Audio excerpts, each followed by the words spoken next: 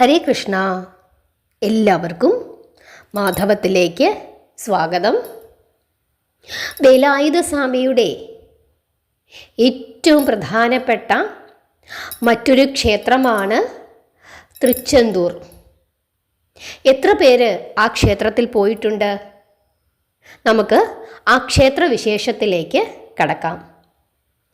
തിരുനെൽവേലിയിൽ നിന്ന് ഏകദേശം 36 മൈൽ കിഴക്ക് കടലോര പ്രദേശത്താണ് തൃച്ചെന്തൂർ സ്ഥിതി ചെയ്യുന്നത്.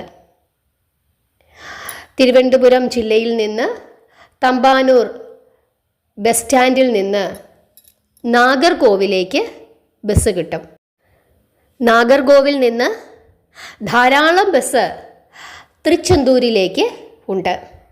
അതുകൂടാതെ പല സമയങ്ങളിലും തമ്പാനൂർ ബസ് സ്റ്റാൻഡിൽ നിന്ന് ഡയറക്റ്റ് തൃച്ചെന്തൂരിലേക്ക് ബസ്സുണ്ട്. ശ്രീ മുരുകൻ അലവായ് എന്ന് തൊൽക്കാപ്പിയം, തിരുമുരുകാറ്റുപട, അകനാനൂറ്, പുറനാനൂറ്, ചിലപ്പതികാരം മുതലായ തമിഴ് പുരാണ ഗ്രന്ഥങ്ങളിൽ തൃച്ചെന്തൂരിനെ പറ്റി പരാമർശിക്കപ്പെട്ടിട്ടുണ്ട്. ശൂരപത്മാസുരനുമായി യുദ്ധം ചെയ്യുന്നതിന് കൈലാസത്തിൽ നിന്നും സൈന്യസമേതം യാത്ര പുറപ്പെട്ട ശ്രീ മുരുകദേവൻ വഴിമധ്യേ താരകാസുരനെയും ക്രൗഞ്ചാസുരനെയും നിഗ്രഹിച്ച ശേഷം വിശ്വകർമാവിനാൽ നിർമ്മിക്കപ്പെട്ട തൃച്ചെന്തൂരാലയത്തിൽ കുടികൊണ്ട് അരുളി ചെയ്ത് ദേവപൂജ സ്വീകരിച്ചു. വ്യാഴദേവനാൽ പൂജിക്കപ്പെട്ടതുകൊണ്ട് തൃച്ചെന്തൂരാലയം വ്യാഴക്ഷേത്രമെന്നാണ് അറിയപ്പെടുന്നത്. തൃച്ചെന്തൂരിൽ നിന്നാണ് ശ്രീ മുരുകദേവൻ ശൂരപത്മാസുരന്റെ സമീപത്തേക്ക് ശ്രീ വീരബാഹുവിനെ ദൂതനായി നിയോഗിച്ചത്. ദൗത്യം പരാജയപ്പെട്ടപ്പോൾ ശൂരപത്മാസുരനുമായി ശ്രീ സ്കന്ദദേവൻ യുദ്ധം ആരംഭിച്ചു. അവസാനം ചൂതവൃക്ഷമായി മാറി സമുദ്രമധ്യത്തിൽ നിന്ന ശൂരപത്മാസുരനെ ശ്രീ മുരുകദേവൻ വേലായുധം കൊണ്ട് പിളർന്ന് നിഗ്രഹിച്ചു. വിജയം കൈവരിച്ച സുബ്രഹ്മണ്യ സ്വാമിയെ ശൂരപത്മാസുരന്റെ കാരാഗ്രഹത്തിൽ നിന്നും മോചിതരായ ദേവന്മാർ നന്ദി പുരസ്സരം ആരാധിച്ചത് തൃച്ചെന്തൂരാലയത്തിൽ വെച്ചെന്നാണ് വിശ്വസിക്കുന്നത്. ശ്രീ മുരുകദേവൻ വിജയം കൈവരിച്ച സ്ഥലമായതുകൊണ്ട് ജയന്തിപുരമെന്നും ജയന്തിയെന്നും ചെന്തിലെന്നും പല നാമങ്ങളിലും അറിയപ്പെടുന്ന ഈ പുണ്യസ്ഥലം ഇന്ന് തൃച്ചെന്തൂർ എന്ന പേരിൽ പ്രശസ്തി ആർജിച്ചിരിക്കുന്നു. ചൂതവൃക്ഷമായി സമുദ്രമധ്യത്തിൽ നിന്ന ശൂരപത്മാസുരനു നേരെ ഭഗവാൻ ശ്രീ സ്കന്ദദേവൻ വേലായുധം പ്രയോഗിച്ചപ്പോൾ സമുദ്രം പോലും ഭയന്ന് പിന്മാറിയെന്നാണ് പുരാണങ്ങൾ വിവരിക്കുന്നത്. തൃച്ചെന്തൂരാലയത്തിൽ നിന്ന് 6 മൈൽ ദൂരത്ത് സ്ഥിതി ചെയ്യുന്ന മാപ്പാട് എന്ന സ്ഥലത്ത് വെച്ചാണ് വൃക്ഷമായി നിന്ന ശൂരപത്മാസുരൻ 2ആയി പിളർന്നതെന്നൊരു ഐതിഹ്യവും ഉണ്ട്. ഇപ്പോൾ ആ സ്ഥലത്തിനു നാമം മണപ്പാട് എന്നാണ്. ശ്രീ മുരുകദേവന്റെ ജന്മനക്ഷത്രമായ വൈശാഖ മാസത്തിലെ വിശാഖം നക്ഷത്രവും ശൂരപത്മാസുരനെ നിഗ്രഹിച്ച ദിവസമെന്ന് കരുതപ്പെടുന്ന സ്കന്ദഷഷ്ഠി ദിവസവും തൃച്ചെന്തൂരാലയത്തിലെ വിശേഷപ്പെട്ട ഉത്സവ ദിവസങ്ങളാണ്. സ്കന്ദഷഷ്ഠി ദിവസം സ്കന്ദദേവന്റെ തിടമ്പ് സമുദ്രക്കരയിലേക്ക് എഴുന്നള്ളിച്ചു കൊണ്ടുവരുമ്പോൾ സമുദ്രജലം പിൻവാങ്ങി ശാന്തമാകാറുണ്ട്. ശൂരപത്മാസുര സംഹാരത്തിനു ശേഷം ശ്രീ മുരുക ഭഗവാൻ ശിവപൂജകൾ അർപ്പിച്ചതും വേലായുധം കൊണ്ട് സ്കന്ദപുഷ്കരണി സൃഷ്ടിച്ചതും തൃച്ചെന്തൂരിലാണ്.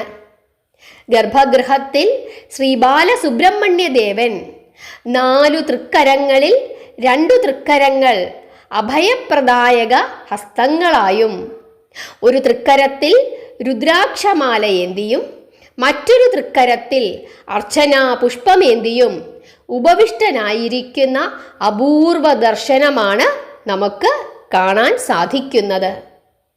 മൂലസ്ഥാനത്തിന് പിന്നിലുള്ള പാമ്പറ എന്ന പേരിൽ അറിയപ്പെടുന്ന ഗുഹയിൽ ശ്രീ മുരുകദേവനാൽ പൂജിക്കപ്പെട്ട 5 ശിവലിംഗങ്ങൾ ഇപ്പോഴുമുണ്ട്. ക്ഷേത്രത്തിൻ്റെ ദക്ഷിണഭാഗത്ത് കടൽ തീരത്ത് സ്കന്ദപുഷ്കരണി സ്ഥിതി ചെയ്യുന്നു.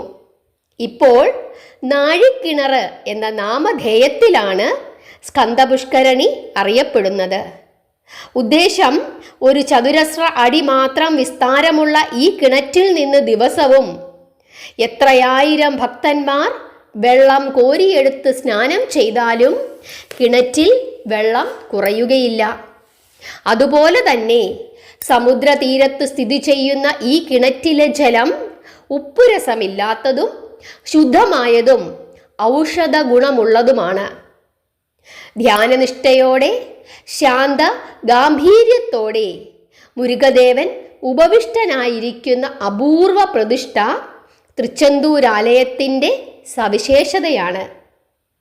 മുരുകദേവന്റെ ഒരു തിരുമുഖം വീരമുഖമാണെന്നും ജീവജാലങ്ങളെ രക്ഷിച്ചരുളുന്ന ശാന്തമുഖമാണ് മറ്റൊന്നെന്നും, വേദശാസ്ത്രങ്ങൾ ശ്രവിച്ച് ആനന്ദം കൊള്ളുന്ന സന്തുഷ്ടമുഖമാണ് ഒന്നെന്നും, അജ്ഞാനങ്ങളെ അകറ്റി ജ്ഞാനമരുളുന്ന ജ്ഞാന തിരുമുഖമാണ് മറ്റൊന്നെന്നും, വള്ളി ദേവയാനി ദേവിമാരെ സ്നേഹവാത്സല്യത്തോടെ വീക്ഷിക്കുന്ന സംപ്രീത മുഖമാണ് ഒന്നെന്നും, ആശ്രിതരെ കരുണാഭാവത്തോടെ വീക്ഷിക്കുന്ന കാരുണ്യമുഖമാണ് മറ്റൊന്നെന്നുമാണ് വിശ്വാസം.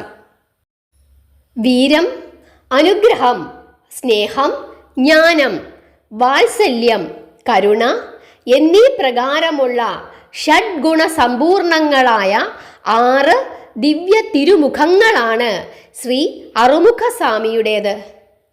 6 ദിവ്യ തിരുവദനങ്ങളും 12 കുവലയ നയനങ്ങളുമായി തൃച്ചെന്തൂരാലയത്തിൽ ആശ്രിത രക്ഷകനായി ആപൽ ബാന്ധവനായി വാണരുളുന്ന ശ്രീ സ്കന്ദദേവൻ ഏവരുടെയും ദുഃഖങ്ങൾ അകറ്റുന്ന കലിയുഗത്തിലെ കാണപ്പെട്ട ദേവനാണ്.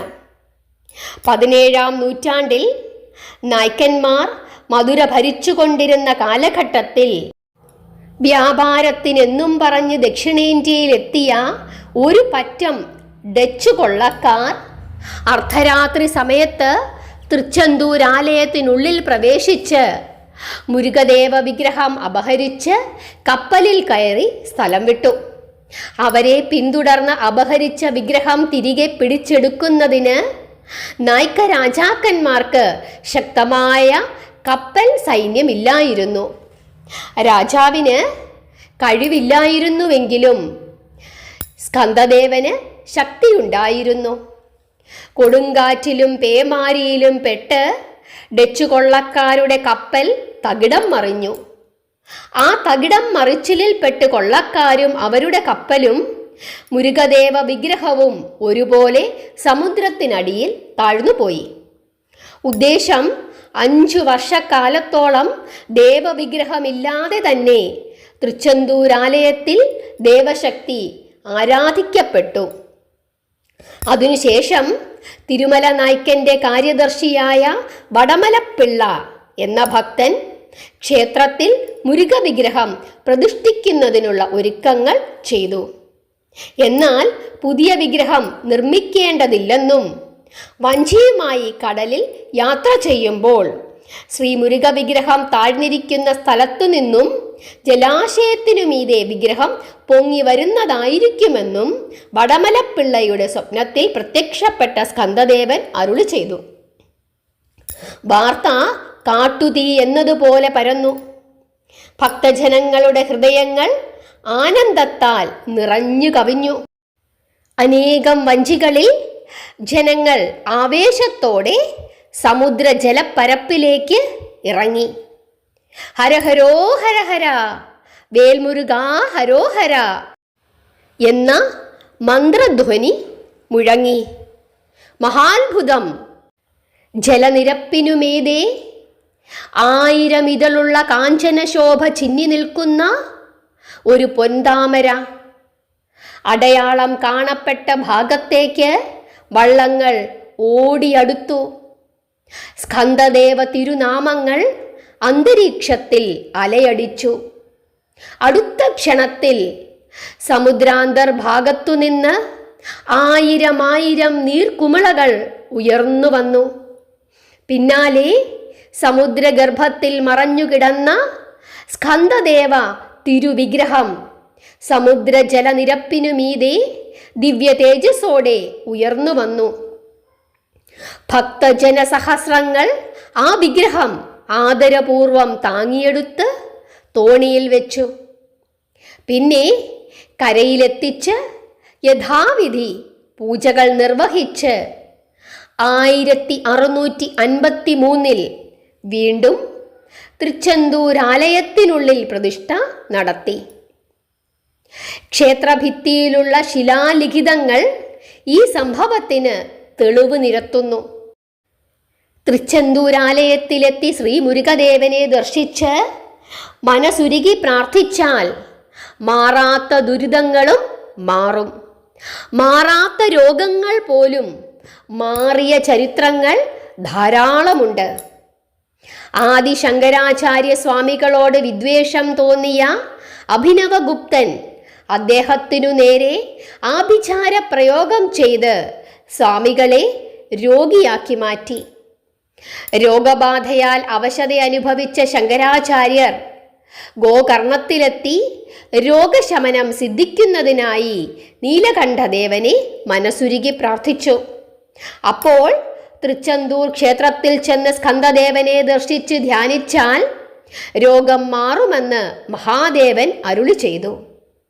തുടർന്ന് തൃച്ചെന്തൂരാലയത്തിലെത്തിയ ശങ്കരാചാര്യ സ്വാമികൾ പുലർകാലത്ത് സ്നാനകർമാദികൾ കഴിഞ്ഞ് സ്കന്ദദേവ സന്നിധിയിലെത്തി ദർശനം നടത്തി.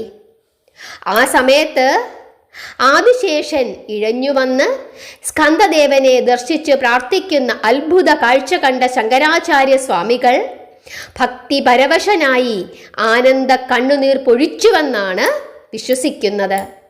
അദ്ദേഹം മുരുകദേവ ഭുജംഗ സ്തോത്രങ്ങൾ പാടി ഭജിച്ച് അറുമുഖദേവന്റെ വരപ്രസാദം നേടി രോഗശാന്തി പ്രാപിച്ചു. തിരുനെൽവേലി ജില്ലയിലെ ശ്രീ വൈകുണ്ഠം എന്ന സ്ഥലത്ത് ജനിച്ച കുമാരഗുരു എന്ന ഊമബാലകൻ തൃച്ചെന്തൂർ മുരുകഭഗവാന്റെ അനുഗ്രഹത്താൽ സംസാരശേഷി നേടി പിൽക്കാലത്ത് പ്രശസ്ത ഭക്തകവിയായ കുമാരഗുരുപര സ്വാമികളായി മാറി. തികഞ്ഞ വിഷ്ണുഭക്തനും ഭക്തകവിയുമായിരുന്ന പകഴിക്കൂത്തൻ എന്ന വിദ്വാൻ കഠിനമായ ഉദരരോഗം ബാധിച്ച് ശരീരവും മനസ്സും ഒരുപോലെ തളർന്ന സമയത്ത് തൃച്ചെന്തൂർ നാഥനെ പ്രാർത്ഥിക്കൂ, ശ്രീ സ്കന്ദദേവ ലീലകൾ ഗീതകങ്ങളായി ആലപിക്കൂ, നിന്റെ ഉദരരോഗം മാറുന്നതാണ് എന്നുള്ള അശരീരി ശ്രവിച്ച് പകഴിക്കൂത്തൻ ശ്രീ മുരുകദേവനെ ധ്യാനിച്ച് ഭക്തിരസം തുളുമ്പുന്ന അനേകം സ്തോത്രങ്ങൾ രചിച്ചു പാടി. അദ്ദേഹത്തിൻ്റെ ഉദരരോഗം നിശേഷം വിട്ടകന്നു. കാവടികളുമേന്തി ഭക്തജനങ്ങൾ തിരുനാമങ്ങൾ ജപിച്ച് ആടിത്തുള്ളുമ്പോൾ തൃച്ചെന്തൂരപ്പനും അവരോടൊപ്പം ബാലസുബ്രഹ്മണ്യ രൂപത്തിൽ ആടിപ്പാടി രസിക്കുന്നതായി വിശ്വസിക്കുന്നു. കാവടിയാട്ട ലഹരിയിൽ തൃച്ചെന്തൂർ ക്ഷേത്ര പരിസരത്തിനടുത്തുള്ള മയിലുകളും കുക്കുടങ്ങളും പങ്കുചേർന്ന് കൂവിത്തിമർത്ത് ആടി രസിക്കുന്ന കാഴ്ച ഏവരെയും അത്ഭുതപ്പെടുത്തുന്നതാണ്. നഗരത്തിൽ നിന്നും കടൽ തീരത്ത് സ്ഥിതി ചെയ്യുന്ന തൃച്ചെന്തൂർ ആലയത്തിലേക്ക് പോകുന്ന മാർഗമധ്യത്തിൽ വഴികാട്ടി വിനായകദേവൻ പ്രതിഷ്ഠിക്കപ്പെട്ടിരിക്കുന്നു. ശ്രീ വിഘ്നേശ്വരനെ തൊഴുതു പ്രാർത്ഥിച്ചതിനു ശേഷം മുരുകദേവനെ ദർശനം ചെയ്യണം എന്നുള്ളതാണ് ഐതിഹ്യം. ക്ഷേത്ര തിരുനടയിൽ ഉദ്ദേശം 1/2 മൈൽ നീളത്തിൽ കൽമണ്ഡപം നിർമ്മിക്കപ്പെട്ടിരിക്കുന്നു. പശ്ചിമഭാഗം ദർശനമായിട്ട് നിർമ്മിക്കപ്പെട്ടിരിക്കുന്ന തൃച്ചെന്തൂർ ക്ഷേത്രം 3 പ്രകാശ ഗോപുരങ്ങളോടെ വിളങ്ങി നിൽക്കുന്നു. പശ്ചിമഭാഗത്ത് പണിതൊരുക്കിയിരിക്കുന്ന 9 നിലകളുള്ള രാജഗോപുരം അത്യന്തം പ്രൗഢിയോടെ ആകാശം മുട്ടുമാറ് ഉയർന്ന് നിൽക്കുന്നു. ഉദ്ദേശം 300 വർഷങ്ങൾക്ക് മുമ്പാണ് ഈ രാജഗോപുരം പണിതത്. ക്ഷേത്രത്തിൻ്റെ 3ാമത്തെ പ്രകാശഗോപുരം സമുദ്രതീരത്താണ് സ്ഥിതി ചെയ്യുന്നത്. അതിൻ്റെ ഉത്തരഭാഗത്തുള്ള കുന്ന് ചെത്തിമിനുക്കി ശ്രീ വള്ളി നായകിക്ക് സന്നിധാനം നിർമ്മിക്കപ്പെട്ടിരിക്കുന്നു. ഈ ഗുഹാക്ഷേത്രത്തിൻ്റെ തൊട്ടുമുമ്പിൽ സ്ഥിതി ചെയ്യുന്ന 16 കൽമണ്ഡപം അത്യന്തം ഹൃദയഹാരിയാണ്. ശ്രീ വള്ളി നായകി ക്ഷേത്രത്തിനു പിന്നിലുള്ള ഭാഗം ഗന്ധമാദന പർവ്വതത്തിൻ്റെ ഒരു ഭാഗമാണെന്ന് വിശ്വസിച്ചു പോകുന്നു. ഇന്ന് ആ സ്ഥലം വള്ളി ഒളിച്ചിരുന്ന വളനാട് എന്ന പേരിലും അറിയപ്പെടുന്നുണ്ട്. ക്ഷേത്രത്തിൻ്റെ പശ്ചിമഭാഗത്തായി വസന്ത മണ്ഡപവും ദക്ഷിണഭാഗത്ത് ഷൺമുഖവിലാസം മണ്ഡപവും ഗുഹയുടെ ഉപരിതലത്തിലുള്ള ഉദ്യാനത്തിൻ്റെ മധ്യത്തിൽ വായു മണ്ഡപവും സ്ഥിതി ചെയ്യുന്നു. മണ്ഡപത്തിനുള്ളിലുള്ള സമുദ്രതീർത്ഥത്തെ വദനാരംഭ തീർത്ഥമെന്നാണ് വിശേഷിപ്പിക്കപ്പെടുന്നത്. ശ്രീ ഹയഗ്രീവമൂർത്തിയുടെ ശാപമേറ്റ കനകസുന്ദരി കുതിരമുഖത്തോടെ ഉഗ്രപാണ്ഡ്യ മഹാരാജാവിൻ്റെ പുത്രിയായി ജനിച്ച് ദേശാടനം ചെയ്തപ്പോൾ ഈ പുണ്യതീർത്ഥത്തിൽ നീരാടിയാണ് ശാപമോക്ഷം നേടിയതെന്ന് വിശ്വസിച്ചു പോരുന്നു. തൃച്ചെന്തൂരപ്പനെ ദർശിക്കുവാനെത്തുന്ന ഭക്തജനങ്ങൾ ഈ പുണ്യതീർത്ഥത്തിൽ നീരാടിയ ശേഷം സ്കന്ദപുഷ്കരണിയിൽ നീരാടുന്നു. തൃച്ചെന്തൂർ സമുദ്രതീരത്ത് ആകെ 24 പുണ്യതീർത്ഥങ്ങളുണ്ട്. ഈ ദിവ്യക്ഷേത്രത്തിന് സമീപത്തുള്ള പുന്നക്കായൽ എന്ന സ്ഥലത്തു വെച്ചാണ് താമ്രപർണി നദി സമുദ്രത്തിൽ ചേരുന്നത്. ഷൺമുഖവിലാസം മണ്ഡപത്തിൽ നിന്ന് താഴോട്ടുള്ള പടികളിൽ കൂടി ഇറങ്ങിയാൽ ശിവിലി മണ്ഡപം എന്ന 2ാമത്തെ പ്രാകാരത്തിൽ എത്തിച്ചേരാവുന്നതാണ്. ഇവിടെയുള്ള ദേവസ്ഥാന മന്ദിരത്തിൽ വീരപാണ്ഡ്യ കട്ടബൊമ്മനാൽ പൂജിക്കപ്പെട്ട അതിദിവ്യമായ സ്കന്ദദേവ വിഗ്രഹം ദർശിക്കാവുന്നതാണ്. അടുത്തുള്ള മണ്ഡപത്തിൽ വള്ളി ദേവയാനി സമേതനായി ദർശനമരുളുന്ന മുരുകദേവ വിഗ്രഹം പ്രതിഷ്ഠിക്കപ്പെട്ടിരിക്കുന്നു. ഗർഭഗൃഹത്തിനു മുമ്പിലുള്ള അർദ്ധമണ്ഡപത്തിൽ കാവൽ ദൈവങ്ങളായ വീരബാഹുവിനെയും വീരമഹേന്ദ്രനെയും പ്രതിഷ്ഠിക്കപ്പെട്ടിരിക്കുന്നു.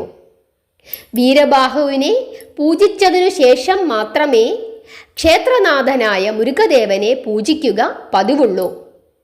2ാമത്തെ മുരുകസന്നിധാനമായ തൃച്ചെന്തൂരാലയത്തിൽ സ്കന്ദദേവൻ വിജയവീരനായി വിളങ്ങുന്നു.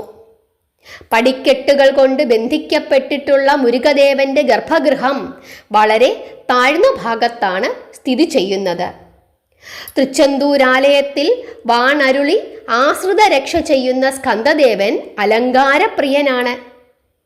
വൈഷ്ണവാംശ സ്വരൂപനായി ദർശനമരുളി ചെയ്യുന്ന അറുമുഖദേവൻ ആശ്രയിക്കുന്ന ഏവരെയും ഒരുപോലെ പരിപാലനം ചെയ്ത് അനുഗ്രഹിക്കുന്ന കാരുണ്യമൂർത്തിയാണ്. ഒരിക്കൽ പരമഭക്തനും മഹാകവിയുമായ അരുണഗിരിനാഥസ്വാമി തൃച്ചെന്തൂരാലയത്തിൽ ദർശനം നടത്തിയപ്പോൾ വിചിത്രമായ ഒരു അഭിലാഷം സ്കന്ദദേവനോട് ഉണർത്തിച്ചു.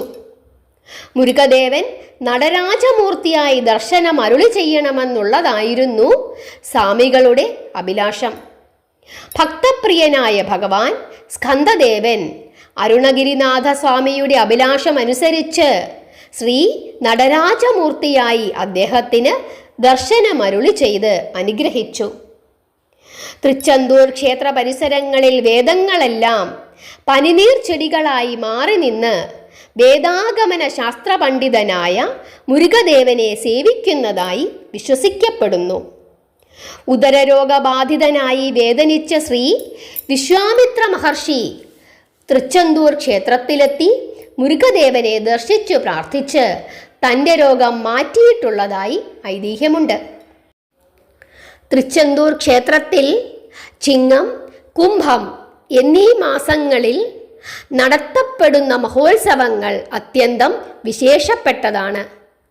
ചിങ്ങമാസത്തിൽ നടത്തപ്പെടുന്ന ഉത്സവത്തിൻ്റെ 7-ാം ദിവസത്തെ മഹോത്സവത്തിൽ ഭഗവാൻ സ്കന്ദദേവൻ ബ്രഹ്മാവിഷ്ണു മഹേശ്വരന്മാരായും രുദ്രമൂർത്തിയായും സദാശിവ ബ്രഹ്മമായും പല രൂപങ്ങളിൽ ദർശനമരുളി ചെയ്ത് ലോകരക്ഷകനായ പഞ്ചകർമാധിപനായി വിളങ്ങുന്ന കാഴ്ച മനോഹരവും രോമാഞ്ചപ്രദവുമാണ്.